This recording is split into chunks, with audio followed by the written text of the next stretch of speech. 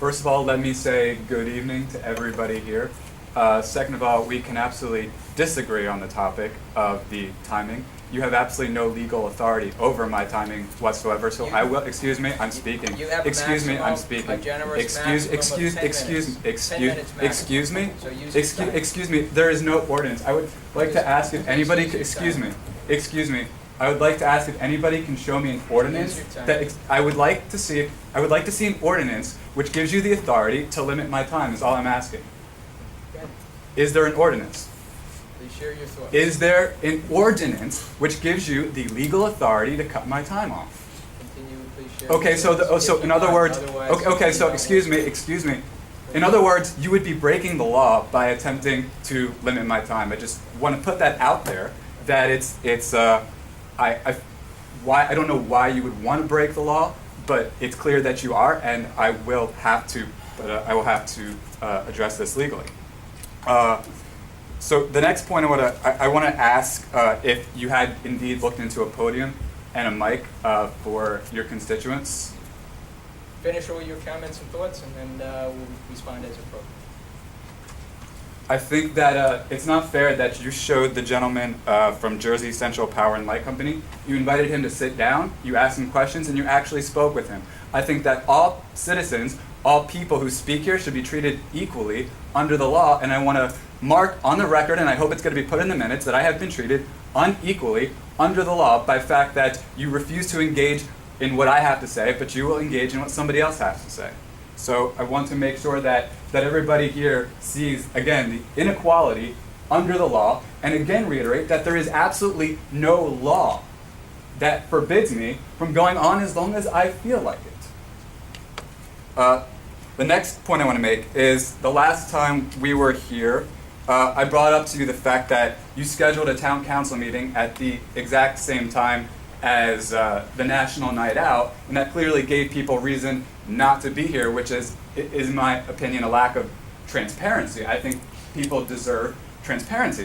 They're paying for it. So I wanted to know if you looked into that and if you've committed to making sure that never happens again.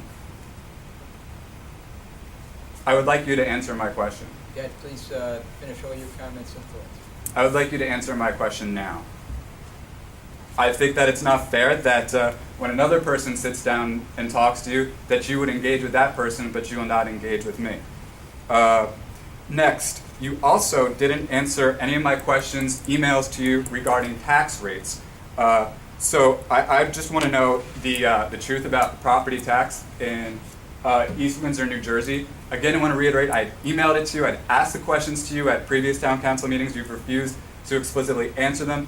I want to know specifically and exactly how many tax cuts there have been in the last 25 years and how many tax increases there have been in the last 25 years, since there's no way to get access to that information on the internet. In fact, when I emailed you about a contradiction between what's on your website, our website, and what's on the county website, you said you would look into it and get back to me, and you have not, so I'm bringing it up again now.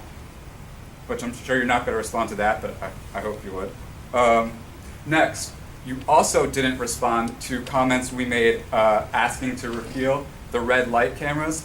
I'm really sad, honestly, that we pay you to do something and you don't respond to a majority of the things we say to you. That's disrespectful. So I want to point out to you that the mayor of Piscataway, Matt Anesh, has actually decided to have a resolution tonight that would basically fight against the red light cameras in the state. And this was, excuse me, I was talking to you. You just misnamed the mayor, that's right. Okay. Yes, so he was responding to a study that showed that the red light cameras caused an increase of 50% more accidents because of a red light camera setup. So I think that's something that we absolutely need to look into. It's a public safety issue. I hope that you will respond when I bring up to you public safety issues. Next, I want to ask you again to repeal the rezoning ordinance that you passed several months back regarding the Route 33 corridor. The reason is because you sit there and you say which businesses can and cannot be there. That doesn't make any sense. We would like to grow the economy in East Windsor, not stunt it, and also not pick who we think is supposed to run a business and who isn't. That doesn't make any sense. The next point I'd like to make is, this is actually a similar one, but I just wish that we would stop getting so involved in the economy. For example, these awarding a business every year. That's not necessary. Businesses get rewarded because we pay them. We don't pay you to facilitate competition that already exists. It's a waste of our time and money to pay you to do something like that. Also, in regard to economic development in general, this thing that we spend money on, here's the problem with it.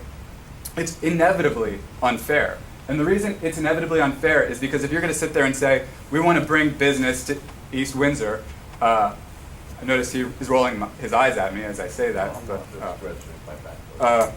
The reason I think that it's unfair is because while you're going to sit there and try to entice certain businesses to come to East Windsor, I think you forget the fact that everybody in East Windsor has a service to provide.